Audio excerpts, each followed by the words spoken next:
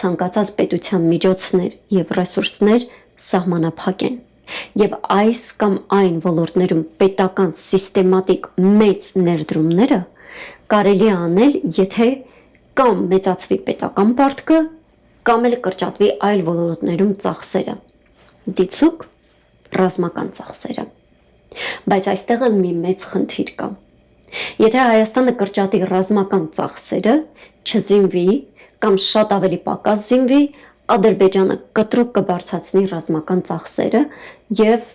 դոմինանտ դիրքերում կհայտնվի։ Քանի դեռ Հայաստանը կրճատում է ռազմական ծախսերը,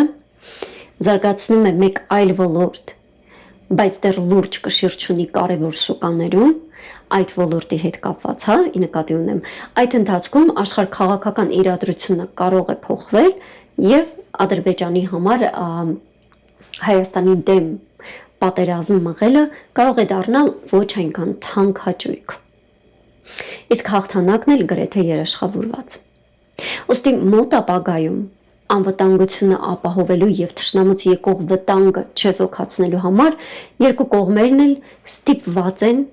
զգալի ռեսուրսներ ուղղել դեպի ռազմական ոլորտ եւ ոչ թե ասենք դեղագործական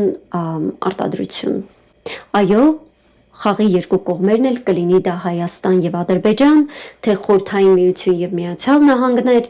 կշահեին, եթե համագործակցության ուղին ընտրեին։ Ռազմական ծախսերը կրճատեին ու փոխարենը տնտեսությունները աշխուժացնեին, բայց խաղերի տեսությունը բացատրում է,